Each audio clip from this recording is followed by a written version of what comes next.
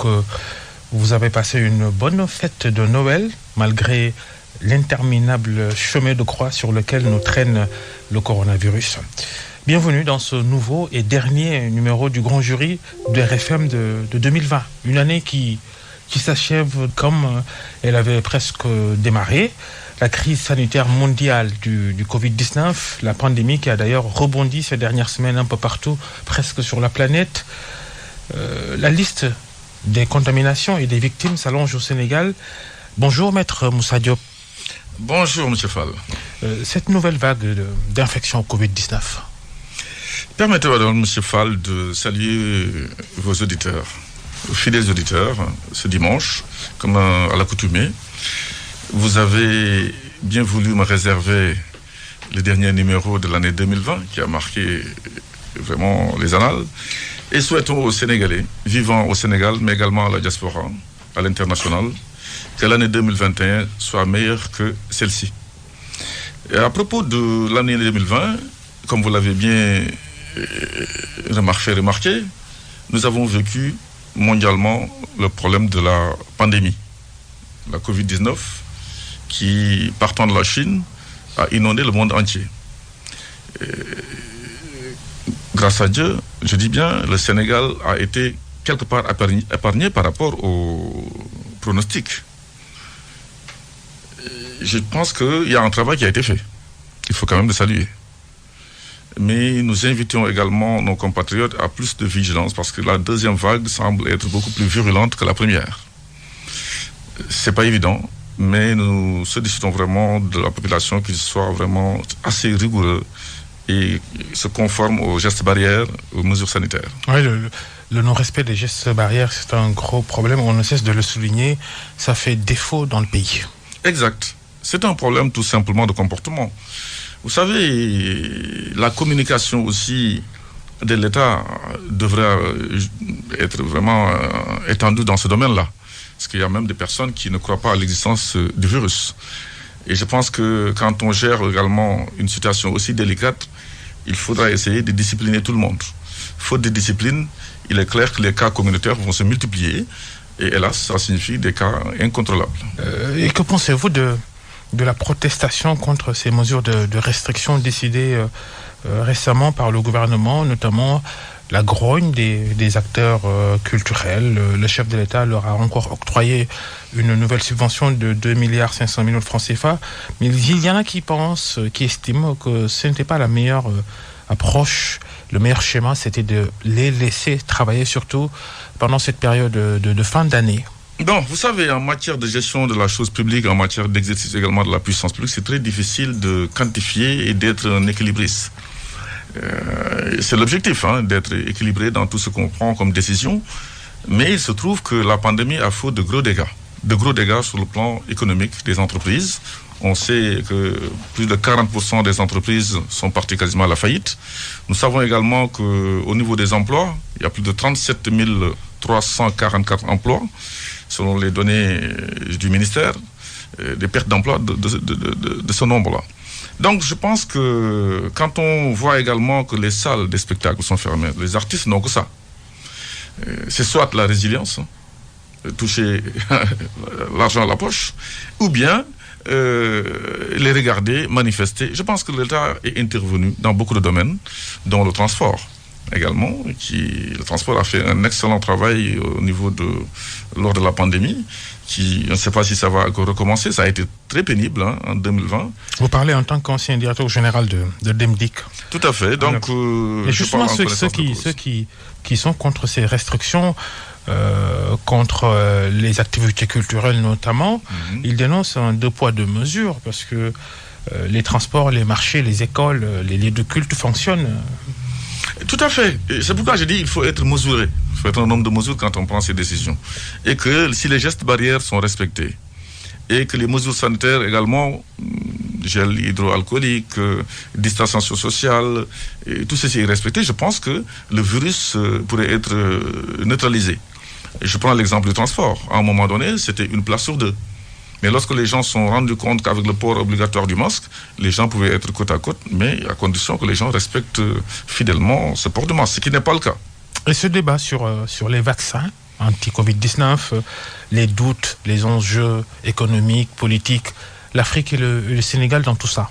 Vous savez, moi je trouve qu'il n'y a pas d'urgence pour le moment pour l'Afrique, compte tenu des précisions qu'avait faites au niveau des Nations Unies. On me rappelle de la déclaration de Guterres, disant que ce serait une catastrophe pour l'Afrique dans quelques temps. Ce ne fut pas le cas. Je pense que les mesures qui ont été prises, et le Sénégal a d'ailleurs été plébiscité, vous vous souvenez, en deuxième place en matière de gestion de la Covid-19. Moi, je pense qu'il faut qu'on réfléchisse bien, et parce qu'il y a beaucoup de doutes, comme vous l'avez dit, et que la priorité, c'est d'abord ceux qui ont confectionné le virus, qui ont plus de problèmes que nous. Et on verra maintenant l'effet que ça fera là-bas avant qu'on vienne l'imposer à l'Afrique. Les effets secondaires qu'on ne maîtrise pas encore. Qu'on ne maîtrise pas. Et je trouve qu'il n'y a pas d'urgence pour l'Afrique sur cette question-là. La gestion globale de cette crise sanitaire par le gouvernement sénégalais, vous semblez dire que ils ont au moins la moyenne. Je peux le dire sans rougir, parce que le monde entier a vu. Il y a eu des failles concernant la gestion, par exemple, des denrées, leur transport. Mais sur le plan vraiment sanitaire, je pense quand même qu'il y a des efforts qui ont été faits qu'il faut saluer. Maintenant, il y a beaucoup de hic, je le dis, sur le transport des denrées, sur le contrôle des fonds qui ont été injectés. Vous savez qu'il y a des autorités à qui étaient confiés ces fonds qui refusent de faire la reddition de comptes. Ça, vous savez, je suis en train de dire. Le général Ndiaye, Jean-François Ndiaye, je pense, a du mal à avoir même, au mois de septembre, des factures concernant ces denrées. Ça pose problème dans un état de droit et dans une bonne gouvernance.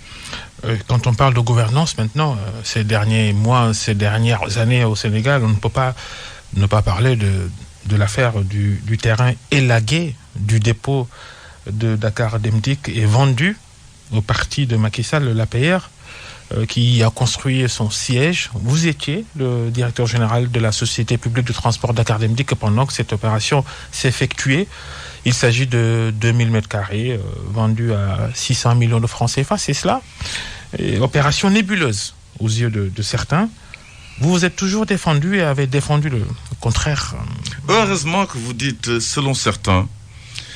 Je tiens à préciser, les Sénégalais nous entendent. J'ai géré la société Dakar Demdik depuis 6 années et personne ne m'a amené au tribunal une seule fois.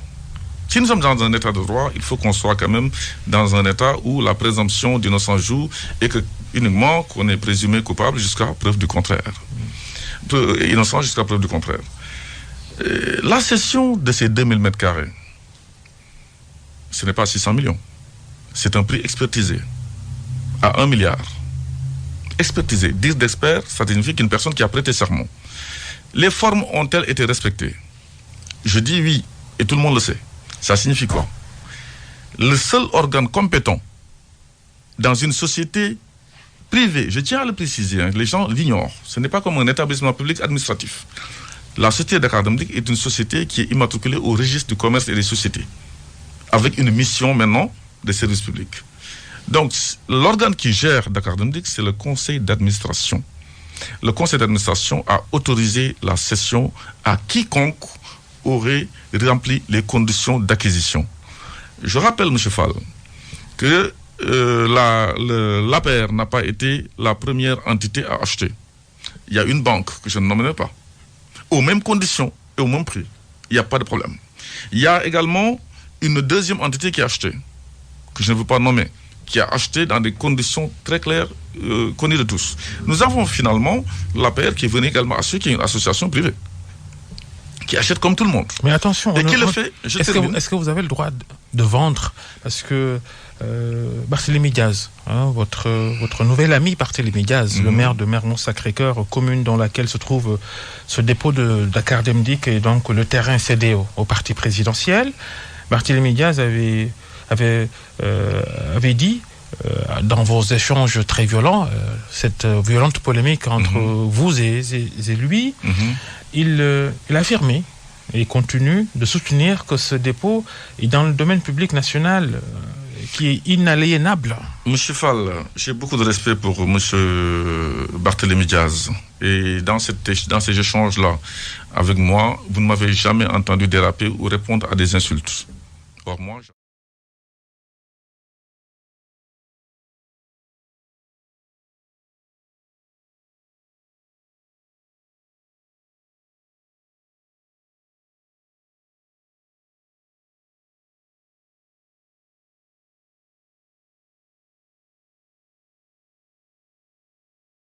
Si vous m'aviez donné une source légale en me disant je n'ai pas le droit de vendre, le Dakar Dem Dik, j'entends, n'a pas le droit de vendre, moi je me serais plié. Je suis juriste, je suis avocat, je me suis basé sur le droit, je n'ai appliqué que la loi et personne aujourd'hui ne peut pas me sortir un texte qui interdit à Dakar Dem Dik de vendre son patrimoine parce qu'il a un titre. Il faut le dire. Or, les établissements publics n'ont pas de titre. Est-ce que Dakar Dem Dik est propriétaire de... Est propriétaire des terrains.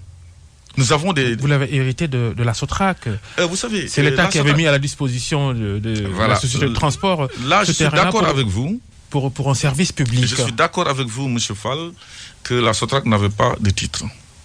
Mais je tiens à informer l'opinion que Dakar Dem Dik, qui a pris le relais, c'est une autre société, qui a pris le relais depuis décembre 2000, de la société défendue la Sotrac, a son titre depuis 2013, qui lui permet de vendre ses biens ou tout simplement de les mettre sous garantie lorsqu'il a besoin d'un crédit. Donc je pense que mon frère Barthélémy Diaz s'est planté royalement sur la base de documents qui lui avaient été nuitamment servis pour tirer sur moi, mais il s'est rendu compte qu'il était dans l'erreur. C'est la raison pour laquelle, moi, reconnaissant qu'il était dans l'erreur, j'ai considéré qu'il fallait tout simplement mettre fin à ce contentieux. C'est ça, le pardon aussi. Et maintenant, est-ce que l'APR avait une autorisation de construire qui doit être délivrée par la mairie de Mermoz-Sacré-Cœur? Barthélémy Diaz dit n'avoir jamais été sollicité, il n'a jamais délivré de... Au risque de vous décevoir et de décevoir certains auditeurs, je pouvais uniquement me limiter à la vente. Parce que moi, je n'étais que vendeur. Je n'ai rien à faire avec une histoire de permis de construire qui est du ressort de l'acquéreur. Vous étiez encore allié politique du président de la République et de son parti, l'APR. Allié ne veut pas dire faire n'importe quoi. Mais j'ai dit que je pouvais me limiter à vendre et à me limiter là. Et à l'acquéreur de faire ses démarches pour avoir un permis. Vous n'avez jamais entendu une autorité de l'APR que j'ai défendue. Parce que j'ai défendu le président de la République jusqu'à essuyer des insultes. J'étais seul en train de me défendre jusqu'au moment où je reçois un coup derrière. Je pense que le chef de l'État, avec tout le respect que je lui dois, c'est mon grand frère, c'est mon président jusqu'en 2024, que je défendais, aurait dû attendre que je termine avec Barthélémy Diaz parce que c'est lui que je défendais.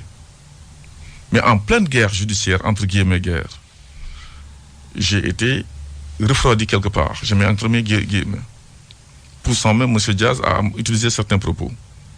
C'est la raison pour laquelle, si j'ai écopé d'insultes du fait de celui que je défendais, qui n'en a cure, c'est très facile pour moi de dire à M. Diaz, je vous pardonne. Vous comprenez maintenant les circonstances qui m'ont poussé aussi. Personnellement, parce que c'est une affaire personnelle, c'est moi qui ai été insulté, injurié, diffamé. J'ai pardonné à Diaz. Je tiens à rappeler aux Sénégalais que la vente s'est faite dans les règles de l'art, au prix d'experts, autorisé par le conseil d'administration et payé, parce que là aussi, M. Diaz pensait que le paiement n'avait pas eu lieu. Mais à des chèques de banque, c'est pas du jeu. Des versements, des encaissements avec des preuves émanant d'un tiers, venant pas de nous, c'est venant de la banque disant oui, le compte de la société a été crédité de temps. Voilà l'argent.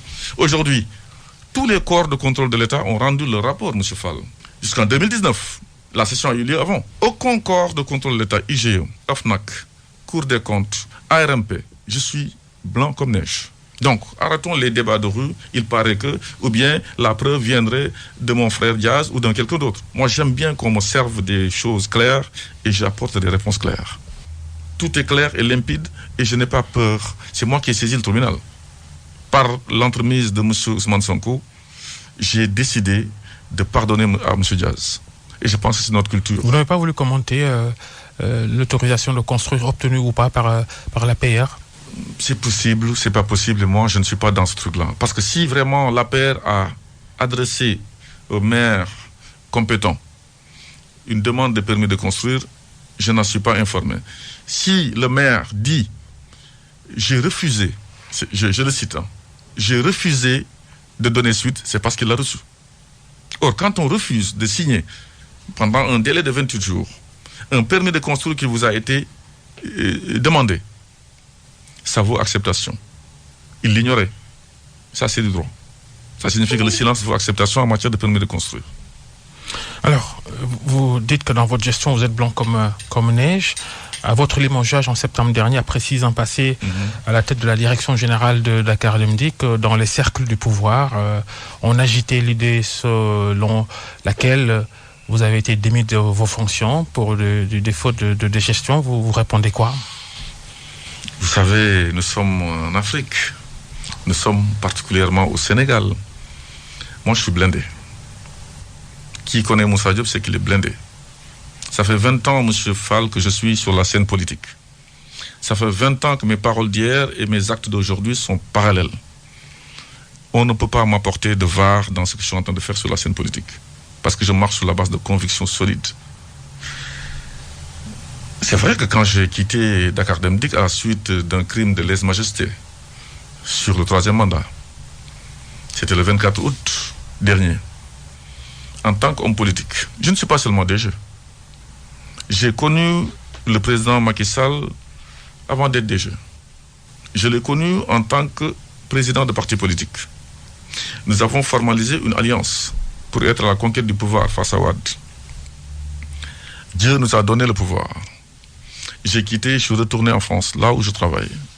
Il m'a fait revenir pour me confier Dakar Dem Dikk. Je suis également, jusqu'à une date récente, le coordinateur de Macky 2012, la coalition naturelle et originelle qui a porté le président Macky Sall à la magistrature suprême. Donc si on ne peut plus parler de politique de certaines questions, ça signifie qu'on se trouverait par exemple en Corée du Nord. Moi, tout le monde sait que je suis responsable. Tout le monde sait que je suis véridique. Tout le monde sait également, connaît mon franc-parler. Mais je ne dérape jamais. Dans cette affaire où certains sont sortis tout de suite pour vouloir me neutraliser, pensant que je vais exploser. La passation de service est faite de façon vraiment... Quand même, on considérait que c'était surprenant. Mais je suis un homme calme jusqu'à ce qu'on me marche sur les pieds. Ça fait quand même plus de 100 jours que je suis sorti de cette société qui a connu beaucoup d'évolutions. C'est pas moi qui parle, ce sont les Sénégalais. Le 2 septembre dernier, aussi long que soit le communiqué du Conseil des ministres, on a retenu, les Sénégalais n'ont retenu que le limogeage qui a fait beaucoup de bruit, ou plus de bruit que le limogeage de 4 super-ministres le 1er novembre. Je remercie le bon Dieu, ça c'est le fruit du travail. Mais ceux qui voulaient jouer à ce jeu-là, je me suis juste retourné pour les regarder, pour leur dire que je ne suis pas celui que vous pensez. Si vous osez, on ira. Vous n'avez plus entendu quelqu'un parler de ça. Ni de mauvaise gestion. Moi, je suis blanchi par les corps habilités. Je me pèse mes mots sur les corps habilités de l'État. Quiconque se met maintenant en périphérie à faire de la politique politicienne, c'est pas de mon ressort. J'ai d'autres chats à fouetter et je ne réponds pas. Mais on peut vous reprocher un recrutement politique lorsque vous avez été directeur général de Dakar Dem Dikk. Vous avez amené le nombre de salariés à plus de 3200. Vous aviez trouvé 2000 et des poussières de salariés. 1900. On vous reproche d'avoir recruté beaucoup de cadres de votre parti. Vous avez recruté du personnel de votre parti que vous avez hissé en cadre. Ça, les syndicats ne sont pas contents. Vous avez bafoué la tradition de l'ancienneté ou même la légalité de l'ancienneté. Tout ça, vous répondez quoi? Vous savez, on a l'habitude de dire que les faits sont têtus. Les anglophones disent « Action speak louder than talks ». Les faits parlent plus haut que les paroles. J'ai dit, personne n'a pu avoir jusqu'à présent 6 ans d'ancienneté dans une boîte, 0 grève. Ici, dans une société qu'on appelle Dakar Dem Dikk, si une compétition aurait été organisée en matière de grève, je pense parce que aussi il y a des syndicats qui sont nés sous votre magistère et qui vous étaient favorables. C'est une réalité aussi. Mais vous savez, quand quelqu'un fait du bien, pourquoi les gens vont être des anarcho-syndicalistes, être contre et face? Il faut savoir être avec quand c'est bon. Sur le népotisme dont on vous accuse, le recrutement massif. Et ça, je dis que les syndicats étaient là. Et pas n'importe lesquels. M. Goudiaby était là. C'était lui qui avait le syndicat le plus puissant de Dakar Dem Dikk, qui a raflé toutes les élections. Pourquoi n'est-il pas parti en grève? Pourquoi n'est-il pas sorti pour le dire? C'est maintenant qu'on essaie de dire, oui, il y a eu pléthore de personnel, ce qui est faux d'ailleurs. On n'a qu'à faire le décompte pour savoir. Babacar, vous savez qu'il y a eu en 2015, moi quand je suis arrivé, il y avait environ 119 bus par jour. L'État du Sénégal a fait venir... Expliquez-nous comment on quitte 1900 salariés pour arriver à plus de 3200. Quand vous quittez 119 bus par jour et que vous arrivez maintenant à 475 plus les 119, ce ne sont pas des robots qui vont conduire les bus. Plus de 1000 personnes, c'est quand même impressionnant. Calculez. Chaque bus par jour utilise un receveur le matin, un chauffeur le matin jusqu'à 13h. Et à part de 13h, ils s'en vont parce qu'ils font 7h20, ce qui n'est pas le cas de ceux qui font 13h ou dans l'informel. L'après-midi également, nous avons un receveur, un chauffeur. Ça fait 4 personnes au minimum, ce que vous voyez dans les bus. Vous avez également des gens qui encadrent. Vous avez des gens qui font le lavage des bus. Vous avez également des gens qui s'occupent de la mécanique. Donc, quand le ratio arrive, nous avons au moins 6 à 7 personnes par bus. Vous faites le calcul. Maintenant, quand on parle de népotisme, je me souviens d'une conférence de presse qui avait été organisée par les syndicalistes, certains syndicalistes, disant que j'ai tout pris pour mes proches. Je me souviens de ce jour-là, j'ai apporté ma réponse le 4 juillet. Ils sont sortis le 3, je suis ressorti moi le 4 pour éclairer la lanterne des Sénégalais. Tous ceux qui étaient là, je les ai cités personnellement pour leur dire que quand je donne ici, vous, j'ai donné à votre épouse. Quand je donne Y, vous, que vous cachez derrière, je vous ai donné. Je donne à votre frère, j'ai donné à tout le monde. Et ce recrutement-là, s'il n'y a pas eu de problème au Sénégal, c'est parce qu'on a touché toutes les régions du Sénégal. Moi, je ne suis pas un népotiste. Je ne connais pas ça. Maintenant, que quelqu'un vienne, vous savez, la gestion, il y a également une question de confiance quand on parle de cadre. Il y a de ces questions, vous ne les confiez qu'à personne pour qui vous avez confiance, mais qui sont compétents. Comment sorte quelqu'un qui n'est pas compétent, qui aurait bénéficié de mes services? J'ai refusé. Je vous rappelle, M. Fall, sans citer personne, mais les connaisseurs se rappelleront. Pour respecter et rester dans vos idéologies, vous n'auriez pas dû peut-être recruter des proches? Pourquoi je ne recruterai pas des proches? Quand je suis nommé à une grosse société de Dakar, comme Dakar Dem Dik, quand on veut promouvoir la rupture, quand on veut être un nouveau type d'homme politique, quel est le crime? Non, attendez. Le problème, c'est plus précis que ce que vous êtes en train de dire. Si j'avais pris que des proches, là, on parle de népotisme. Mais ils ne sont pas des Sénégalais. Ils ne sont pas diplômés. Ils n'ont pas les compétences. Comme tout le monde, finalement. Non. Tous pareil, on va se dire. Écoutez, ce qui se fait ailleurs, vous le savez, je peux vous donner des exemples à légion. Mais je suis en train de vous dire, quand je prends quelqu'un qui a les diplômes, qui a le profil, je le mets comme tout le monde. Mais je ne lui fais pas profiter de postes qu'il ne mériterait pas. Je ne connais pas ça. C'est pourquoi je voulais vous donner un exemple tout de suite. J'ai eu quelqu'un qui m'était très proche politiquement. Quand il est entré, accompagné d'une autre personne dans mon bureau pour me dire que c'est nous qui avons bénéficié de Dem Dik à mon arrivée. Il faudrait qu'on prenne nos gars, Je dis que le Dem Dik appartient aux Sénégalais et non à AG Diodno. Nous sommes pris le chou. Ça a fini par un licenciement. Maître Moussa Diop, notre invité devant le grand jury d'RFM, votre départ de la direction générale de Dakar Dem Dik et de la coalition présidentielle vous a conduit dans les rangs de l'opposition. Je ne suis pas dans l'opposition, M. Fall. Mais parce que... Je vais vous dire. Parce que cette rencontre Ousmane Sonko, Barthélémy Diaz et vous donne l'image que vous avez changé de camp. Alors, donner l'image, c'est une chose, mais la réalité, c'est autre. Ce n'était qu'une médiation. Point. Aucune question politique n'avait été élaborée là-bas. Et d'ailleurs, depuis lors, jusqu'à présent, vous n'entendez rien. Parce que quand on vient me demander, effectivement, de d'effacer, comme l'avait fait également le Khalif général des Mourides entre le président Macky Sall et son papa Ouad, un vendredi à Mazel Koulianine, moi je trouve que si je pardonne à M. Diaz, il est où le problème? C'est moi qui avais été insulté. Donc que ce soit Ousmane Sonko ou un autre qui viennent servir de médiateur, je ne vois aucun inconvénient, c'est un Sénégalais comme un autre. Maintenant, je vois que quand on a vu Diaz et Sonko souvent sur une photo, à Terme Sud en train de faire des choses, ça n'a pas fait bouger, faire le buzz. Mais il suffit que la photo de Moussa Diop sorte de là, que ça fasse déranger certains. Je dis que, tout simplement, une chose très simple. C'est moi qui avais été insulté, c'est moi qui ai pardonné. Et ça s'arrête là. Maintenant, opposant, je ne le suis pas. Parce que je suis actionnaire dans ce qui s'est fait de 2012 jusqu'à maintenant. Je suis comptable de beaucoup de choses et je ne suis pas tout simplement coupable. Parce que je n'étais pas gestionnaire, par exemple, de Prodac ou d'autres secteurs. On m'a donné le transport. Vous vous situez où dans ce champ politique-là? Vous dites que vous n'êtes pas dans l'opposition pour le moment. On va ajouter.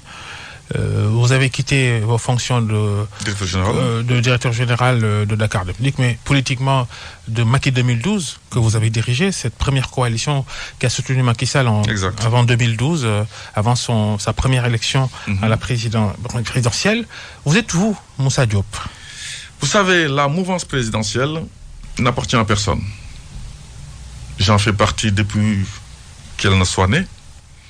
J'en fais partie depuis Macky 2012. Benno Bokk Yakaar est né après le premier tour. Le mérite revient aux petits poussés qui ont poussé le président Macky Sall à aller affronter le président Wade au deuxième tour. C'est à ce moment-là que ceux qui ne croyaient pas en lui, sentant dépassés par les événements, ont souhaité tout simplement le rejoindre formellement. Sans eux, le président Macky Sall aurait gagné en 2012. Ce serait trop facile, je dis bien, de laisser tout ceci au président Macky Sall. Sans nous, il ne serait pas. Aujourd'hui, dans cette mouvance présidentielle, il y a le Benno Bokk Yakaar. Mais je pense qu'il y a aussi d'autres personnes qui ne sont pas de Benno Bokk Yakaar qui ont leur mot à dire. Je ne sais pas qui, mais moi, avec ceux avec qui je travaille, parce que depuis 3 mois, 4 mois, vous savez personnellement que je travaille avec beaucoup de gens qui me contactent. Même l'autre jour, il y a eu une fuite de personnes qui ont fait publier dans les réseaux sociaux des gens avec photos à l'appui, des gens de l'APR qui ont quitté l'APR pour venir me rejoindre. Je suis dans le camp B. Vous rejoindre où? Dans votre parti, AG Jotna? Pour le moment, je m'occupe de mon parti, AG Jotna. Si une coalition va naître, ça se saura. Faut qu'on comprenne un peu, quand des gens de l'APR vous rejoignent, alors que vous êtes dans le même... Vous dites que vous êtes toujours dans la majorité présidentielle. Mais dans le camp B, de ceux qui disent la vérité. Le camp B? Le camp B, parce que c'est ça. Dans une coalition, il faut qu'il y ait même la démocratie interne. Il y en a dans le grand camp, il y a des gens qui disent tout est là, le président, oui. Dans le camp B, il y a des gens qui disent nous ne sommes pas d'accord sur ça, mais nous sommes d'accord sur ça. Alors, dans la majorité présidentielle, il y a des anti et des pro troisième mandat, par exemple. Mais il y en a plein. Il y en a même que vous ignoriez. Il y a des gens qui, officiellement, pour des privilèges, garder les strapontés, ne vont jamais se manifester avant 2023.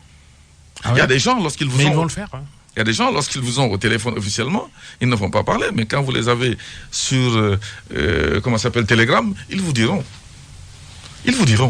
Moi, je suis tranquille. Je sais qui est qui. Et d'ailleurs... Est-ce que vous voulez nous dire que d'ici 2023, Macky Sall va... sera esselé. Oui, il va... Oui, avant même que vous posiez la question, je vous dis oui. Il y aura de la résistance Ah oui, mais c'est évident. Au sein de son propre parti. Vous savez, le problème... L'APR ou les alliés? Même dans l'APR. Est-ce que quelque chose ne vous a pas surpris, monsieur Fall? Ça fait 100 jours que j'ai fini ma mission à Dem Dikk. C'est comme ça que je le prends. J'ai même remercié le président de la République sur ça, sachant que je n'ai pas été bombardé. C'est quelque chose que j'ai mérité parce que j'ai travaillé pour qu'il soit là. Et je pense que le travail que j'ai fait, les Sénégalais ont assez parlé pour moi. Je ne vais pas revenir dessus. Mais ça fait quand même 100 jours, M. Fall, que je dis ce que j'ai à dire. Avec des précisions. Moi, je ne suis pas quelqu'un qui vient avec la mitraillette, entre guillemets. Moi, je suis venu avec le fusil à lunettes. Avec précision. Chirurgicale. Dire ce que j'ai à dire. Avec illustration, avec preuve à l'appui. Et que personne ne bouge. Mais il a suffi que ma sœur, Mimi Touré, répète ce que j'ai dit sur le 3e mandat, qu'elle essuie des insultes de tous bords. Ça signifie quoi? J'ai des amis de partout. Ça signifie que peut-être ce que vous prédisez, cette résistance à laquelle Macky Sall va faire face d'ici la fin de son mandat, n'est pas une réalité. Parce que justement, il suffit que quelqu'un montre une hostilité à un 3e mandat de Macky Sall, comme vous le dites, qui essuie des critiques, des attaques de toutes sortes. Moi, personnellement, pour revenir à moi, je n'ai pas essuyé d'insultes, ni de propos disproportionnés par rapport à ma position que je maintiens aujourd'hui. Qui sont-ils, ces gens qui vont résister à Macky Sall? Vous savez, aujourd'hui, je ne sais pas... Est-ce qu'ils sont dans l'attelage gouvernemental, par exemple? Mais ils sont dedans. Ah oui? Ils sont dedans, ils sont des dehors. Ministres, ils sont dedans. Anti-3e mandat. Je dis, ils sont dedans, ils sont dehors. Mais ils sont dans l'État. L'État, c'est pas uniquement être ministre. Ministre, si c'était un concours, il y a beaucoup de gens qui ne seraient pas là. Ah, mais ministre, c'est très proche du président de la République. Oui, mais les donc gens, ils sont proches de lui, ils sont contre le troisième mandat. Vous savez, l'histoire du troisième mandat, je pense que je l'avais dit le 24 août dernier, c'est une question qui, pour moi, est dépassée.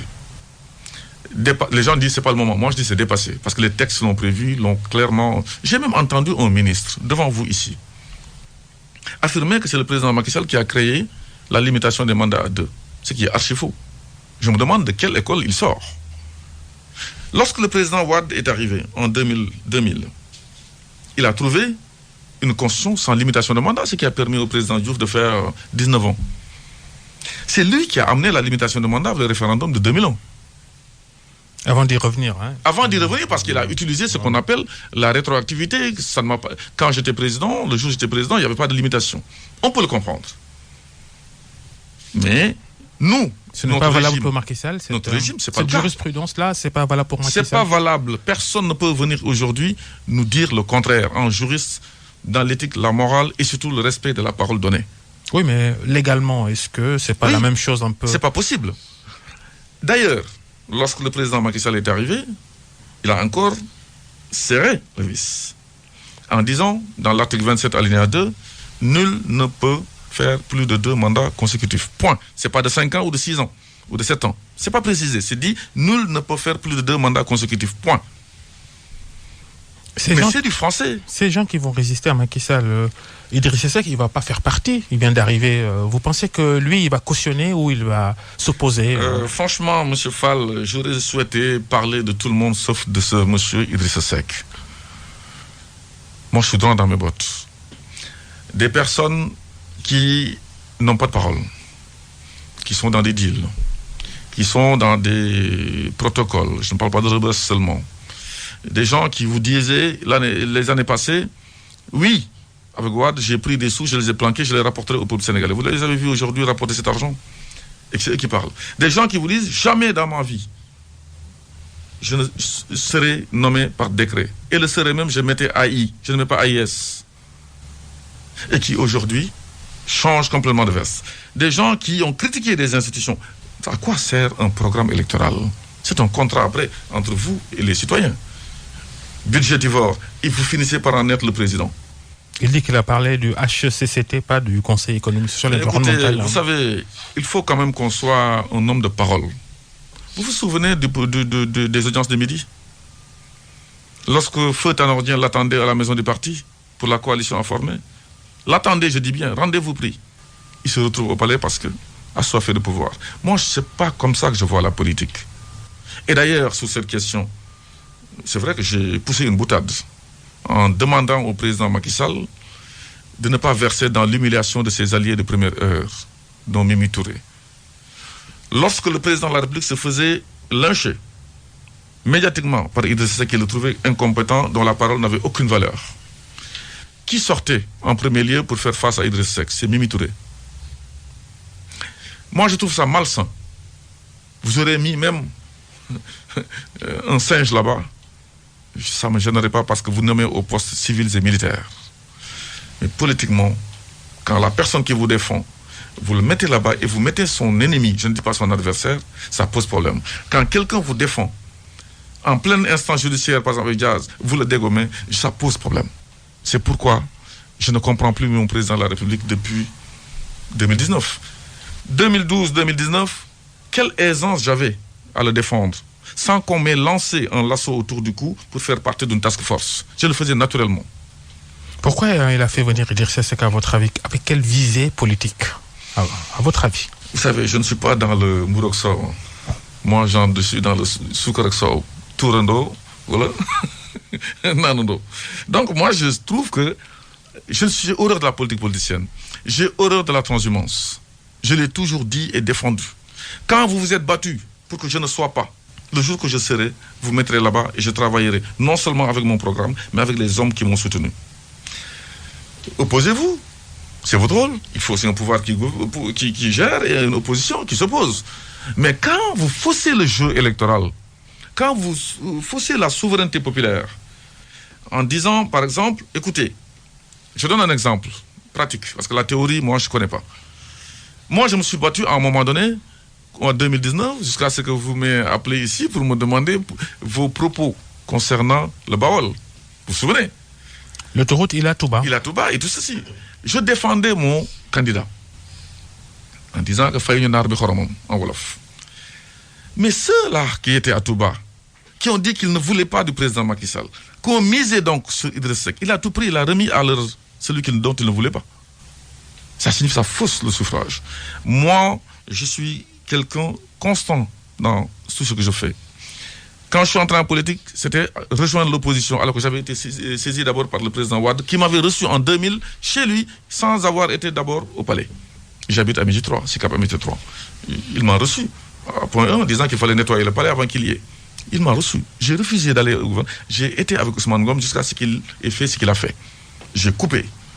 Je suis parti, j'ai retrouvé des amis indignés en politique. Nous avons créé AG Jotna après une transition avec Tanor Dieng. Aujourd'hui, nous sommes constants dans ce que nous sommes. Je me suis battu donc contre Wade pendant 12 ans. Dieu a fait que nous a donné le pouvoir.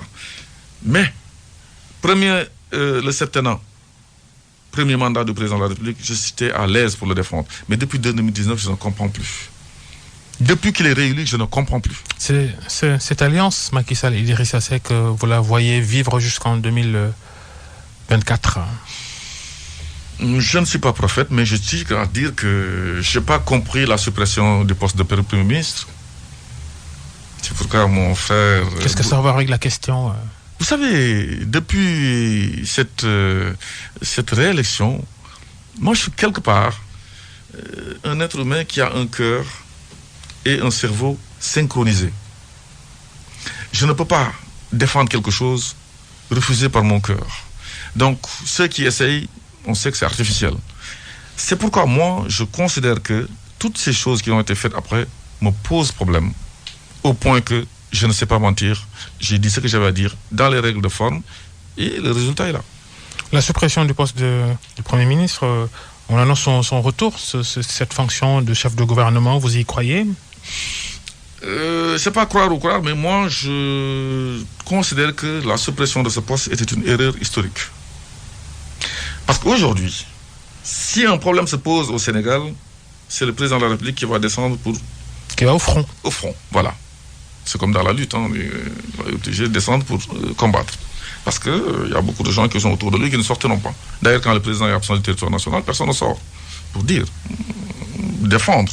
Et au point aujourd'hui de pousser les gens en les désignant, vous y allez. Parce que je vous ai donné quelque chose. Il faut aller au front. Task force. Mais c'est pas ça. Moi, je trouve que c'était une erreur historique. Et aujourd'hui, s'il faut rétablir le poste de Premier ministre, je suis 100% d'accord. Vous êtes donc le président du parti Alternance Générationnelle AG Jotna. Vous n'êtes pas encore dans l'opposition. Vous êtes en bisbille avec la coalition de la majorité, en tout cas son chef, Macky Sall, le président de la République. Allez-vous ou pas adhérer à la grande alliance qui se dessine dans l'opposition avec les Khalifa Sall et autres Ousmane Sonko, avec qui vous êtes de bons termes? Vous pensez que cela va empêcher dissuader Macky Sall de tenter le troisième mandat? D'abord, est-ce que vous allez y adhérer, cette coalition qui se dessine dans les rangs de l'opposition? Je tiens à préciser d'abord que je serai avec tous ceux qui s'opposeraient au troisième mandat. Pour que ça soit clair. On ne peut pas me faire changer d'avis. De façon circonstancielle ou définitive? Non, circonstancielle. Je dis, je serai avec toutes les entités, les patriotes de ce pays, ceux qui aiment ce pays, pour restaurer la République et empêcher un troisième mandat du président Macky Sall. Moi, j'ai été avec lui. Il est encore mon président de la République jusqu'en 2024. Je sais ce que beaucoup de gens ne savent pas et je ne violerai aucun secret. Je tiens à dire, avant même qu'il ne soit président de la République, il s'est prononcé. Ténène Djamalaï, avec l'image de la prière de Tabaski. Non à un troisième mandat, sachant que l'autre avait le principe de la rétroactivité qu'il a utilisé. Wade. Une fois, maintenant, président de la République, il s'est prononcé également en 2017, disant très clairement, mon premier mandat, c'est le septennat. Arrivé en 2019, par la grâce de Dieu, si vous me renouvelez, ce sera mon dernier mandat. Et il faudra partir. Je vous rappelle, M. Fall, que le 31 décembre 2018, votre question pertinente qui reste encore dans les annales... 2019. Oui, c'est 2019. ça. 2019. Qui reste dans les annales, a créé le problème. Avant cette date, c'était clair, il faudrait partir. Je ne ferai pas de troisième mandat. Pourquoi le ni oui ni non? Que je ne partage pas d'ailleurs moi, personnellement. Je vais vous dire pourquoi. Quand les gens sauront que c'est votre dernier mandat, les gens vont s'occuper à travailler. Il n'y aura pas de M23 bis, de 23 juin, de machin, j'en ai envie, j'en ai marre. Non, tout le monde va s'occuper. Aux États-Unis, le président de la République, à son deuxième mandat, c'est pertinemment qu'il va partir. Tout le monde le sait. Les gens continuent à travailler. C'est quand maintenant vous dites ni oui ni non que les gens vont dire mais attendez, on va se préparer. Ça ne fallait pas la peine. Je souhaite au président Macky Sall une sortie honorable. Alors, est-ce que vous pensez que Aminata Touré, par exemple, qui est une anti-troisième mandat comme vous, doit rejoindre ce combat de l'opposition? Le combat n'est pas uniquement un combat de l'opposition. Parce que quand on est avec quelqu'un, il faut savoir aussi... Est-ce qu'elle doit aller rejoindre ce combat-là de façon publique, claire, transparente? Je vais venir sur ça, sur la question. Mais je dis, quand on est avec quelqu'un, par loyauté, par solidarité, mais il faut que ce soit aussi dans la vérité. Je pense que les Sénégalais, pour certains, ont des difficultés avec la vérité, le respect de la parole donnée. Aujourd'hui, on assiste à ce qu'on appelle la dévalorisation de la parole publique, avec le soutien des flagorneurs de service qui pensent que le départ de Macky Sall va coïncider avec leur désiderata judiciaire ou tout simplement social. Être avec quelqu'un, c'est également le conseiller. Lui dire, ça, c'est pas bon. Et être aussi avec quelqu'un qui dit à tout le monde qu'on n'en parle pas. Comme un professeur ou un instituteur dans la classe, taisez-vous. Il faudra que tout le monde se taise. Pas de Kouma Amdaï, Kouma Amdaï. Si je me suis tué de 2019 jusqu'à maintenant, jusqu'au 24 août, par exemple, sur la question, j'étais en train d'observer. Mais il y a des gens qui sont sortis, nommés par décret, qui disaient le contraire. Oui, il peut faire un mandat de Ilimix, un mandat Covid, ad vitam aeternam. Le président de la République n'a pas vu regarder, n'a pas vu, n'a pas entendu. D'autres parlent de la question, ils se font charcuter. Sori Kaba, Moustapha Diakhaté, moi le dernier. Ça signifie qu'il y a problème également sur cette question. Donc moi je trouve que Mimi Touré, qui a été comme occupé des hautes responsabilités dans ce pays, fera, je ne dis pas devra, fera partie de ceux qui vont s'opposer en troisième mandat et rejoindre le camp de ceux qui vont s'opposer. Et cette question n'appartient pas, c'est pas une chasse gardée de l'opposition. C'est une affaire également des compagnons de première heure du président de la République qui veulent le respect de la parole publique. On peut attendre autant de ces anciens ministres que vous appelez super-ministres qui ont été limogés pour apparemment des ambitions qu'ils auraient de succéder à Macky Sall en 2024 qui se posent en raccourci au troisième mandat. Vous pensez que ces ministres comme Amadou Ba, entre autres, ils doivent faire quoi? À votre avis, rester silencieux? C'est vrai que c'est spécial, mais moi, je n'ai pas cette difficulté parce que c'est pas à partir de mon limogeage que j'ai commencé à être comme je suis. Je n'ai pas de problème pour parler, j'étais comme ça, même en étant dedans. Si c'est bon, c'est bon. Si c'est médiocre, passable, assez bien ou très bien, je le faisais. Dans la mouvance présidentielle où j'étais. Alors, donc, si des ministres comme responsables, comme Amadou Ba, vous avez cité, Ali Ngouille Ndiaye, Youm et Matar Cissé, considèrent qu'ils vont devoir faire partie de ce combat-là, je pense que c'est le moment de le faire. Ce n'est pas parce que vous avez été limogé que c'est la fin du monde. Parce que la vie politique, il y a deux choses. Soit vous dépendez de la discrétion d'une plume, parce que le papier ne refuse jamais l'encre, M. Fallon. Ou bien, vous allez au contact de la population, le suffrage. Je rappelle, M. Fall, qu'en 2008, le président de la République, Macky Sall, avait essuyé la même situation avec le président Wade, en convoquant... Il a pris ses responsabilités. Pris ses responsabilités. Et vous demandez à ceux qui qu'ils prennent s'opposent. leurs responsabilités. Je le dis.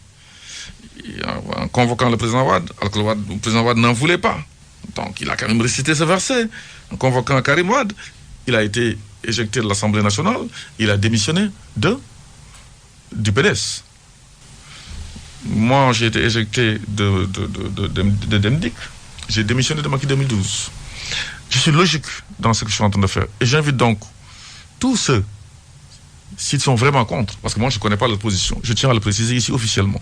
Je ne sais pas s'ils sont contre ou c'est un délit d'ambition. Le président nomme, enlève, selon ses prérogatives. Mais ce que je sais pertinemment, c'est que Mimi Touré a dit clairement, je suis contre un troisième mandat. Ça, c'est clair et officiel.